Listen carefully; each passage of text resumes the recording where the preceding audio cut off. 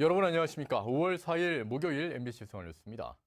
MBC와 한국경제가 실시한 마지막 여론조사에서 문재인 후보가 앞선 가운데 홍준표 후보와 안철수 후보가 접전을 벌였습니다. 특히 선거 막판 보수 우파층의 지지 변화가 두드러지게 나타났는데요. 서천현우 기자의 보도입니다. 대통령 선거에서 누굴 찍을 것인지 물었습니다. 더불어민주당 문재인 후보가 40.6%로 선두를 유지했고 국민의당 안철수 후보와 자유한국당 홍준표 후보는 각각 19.3%와 17.7%로 오차 범위 내 접전을 벌였습니다. 정의당 심상정 후보는 7.2%, 바른정당 유승민 후보는 4.7%였습니다. 보수 성향 응답자 사이에서 홍준표 후보 지지율은 14.9%포인트 상승한 반면 안철수 후보는 13.7%포인트 하락했습니다. 진보 성향 응답자들의 문재인 후보 지지율도 소폭 상승했습니다. 최근 일주일 동안 지지 후보를 바꿨다는 응답이 14%에 달한 가운데 남은 선거 기간 지지 후보를 바꿀 수 있다는 응답도 28.3%였습니다. 이번 대선에서 반드시 투표하겠다는 응답은 87.9%로 나타났고 지난 대선에서 투표에 불참했던 유권자의 64%도 투표 참여 의사를 밝혔습니다. 차기 대통령이 가장 우선적으로 달성해야 할 과제로는 경제 활성화와 고용 창출이 31.7%로 가장 높았고 부정부패 척결과 외교와 안보 위기 대응, 국민 통합 순이었습니다. 이번 여론조사는 MBC와 한국경제가 리서치앤리서치에 의뢰해 1일부터 2일까지 이틀간 전국 성인 남녀 1,507명에게 유무선 전화면접 방식으로 조사했고 응답률 19.4%, 표본 오차는 95% 신뢰 수준에서 플러스 마이너스 2.5%포인트입니다.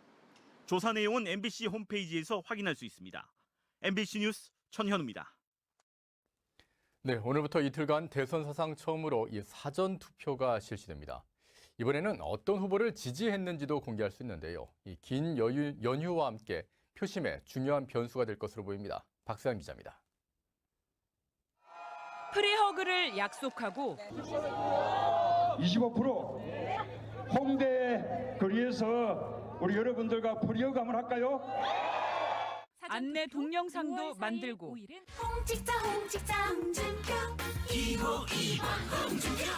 다양한 캠페인의 이벤트까지. 사전투표일 언제입니까? 5월 4일, 5월 5일! 사전투표는 4번 유승민 올라와서 투표합시다.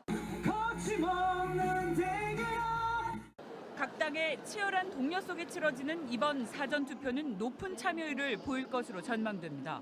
조기 대선에 대한 국민적 관심이 높고 여행지 어디에서든 손쉽게 투표할 수 있으므로 사전투표에 많은 분들이 참여하십니다. 신분증만 있으면 전국 3,500여 투표소 어디서든 쉽게 투표를 할 수 있고 중앙선관위 홈페이지를 통해 가까운 투표소 위치 등을 알 수 있습니다. 특히 이번 대선부터는 지지하는 후보의 선거 기호를 손가락으로 표시하는 등의 인증사진 촬영이 허용돼 표심에 적지 않은 영향을 미칠 것이라는 분석입니다. MBC 뉴스 박세안입니다. 대선 후보들은 오늘도 전국을 돌며 막판 표심 잡기에 주력합니다. 문재인 후보는 한류 간담회를 갖고 홍준표 후보는 경북, 충북, 강원을 방문하며 안철수 후보는 경남과 경북에서 지지를 호소합니다. 윤지훈 기자입니다. 더불어민주당 문재인 후보는 오늘 한류 문화 콘텐츠를 살리기 위한 현장의 목소리를 듣습니다. 어제는 봉축 행사를 마친 후 경남 지역으로 내려가 지지를 당부했습니다. 노무현 정부 시절을 최고의 황금기로 표현하며 투표해야 문재인이 된다는 투대문이란 조어를 강조했습니다.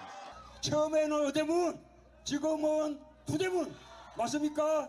끝날 때까지 끝난 게 아닙니다. 자유한국당 홍준표 후보는 경북 안동과 충북 충주, 강원 동해 등을 잇따라 방문해 보수층 결집에 나섭니다. 어제는 부산과 대구 등 영남권 거점 도시 유세를 펼쳤고 반드시 강한 대통령, 서민의 대통령 시대를 열겠다며 필승을 자신했습니다.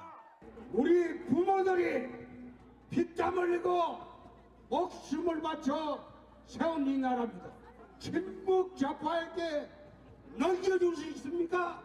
국민의당 안철수 후보는 경남 합천 해인사와 경북 안동 등을 찾아 지지를 호소합니다.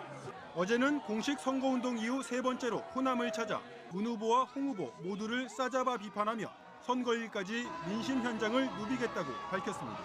이제 짐 다 싸갖고 나왔습니다.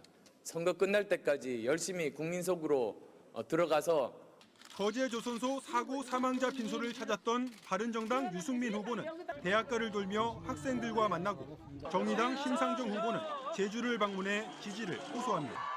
MBC 뉴스 윤지윤입니다. 다음 소식입니다. 미국이 북한의 행동에 따라 추가 제재를 준비하고 있다며 북한과 거래하는 제3국에 대한 제재, 세컨더리 보이콧을 강조했습니다. 또 북한 정권의 교체는 목표가 아니라면서 미래를 위한 선택을 촉구했는데요. 워싱턴 박승진 특파원입니다. 렉스 틸러슨 미국 국무장관이 국무부 연설을 통해 북한의 행동이 추가 제재를 하는 데 타당한 것으로 드러나면 추가 제재를 할 준비를 하고 있다고 밝혔습니다. 또 어떤 나라도 유엔 안보리의 대북 제재를 완전히 이행하지 않고 있다면서 북한 정권에 협조하는 정황이 있는 기업들에 대해 제3국 제재, 즉 세컨더리 보이콧을 가할 수 있다고 경고했습니다.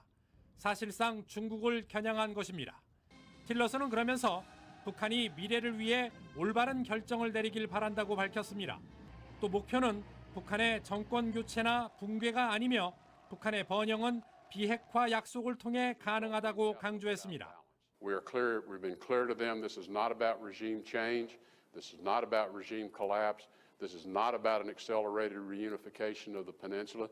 이런 가운데 하원 청문회에 출석한 레이먼드 토머스 미국 통합특수전 사령관은 북한의 위협이 갈수록 난폭해지고 있다고 밝혔습니다. 그러면서 한반도에서 분쟁이 발생할 경우 미 육해공군 특수전 대원들이 북한의 핵과 미사일 또 대량 살상무기 기지를 타격해 무력화시킬 준비가 돼 있다고 강조했습니다. 워싱턴에서 MBC 뉴스 박승진입니다.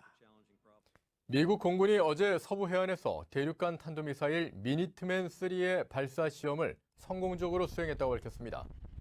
캘리포니아주 반덴버그 공군기지에서 탄두를 싣지 않은 채 발사된 미니트맨3는 6,759km를 비행해 태평양 해상의 표적에 낙하했습니다. 지난 26일 발사 시험에 이어 일주일 만으로 이 북한에 대한 위협 차원일 거라는 분석이 나온 가운데 미 공군은 이번 ICBM 발사 시험은 정례적인 것으로 북한에 대한 메시지는 아니라고 밝혔습니다.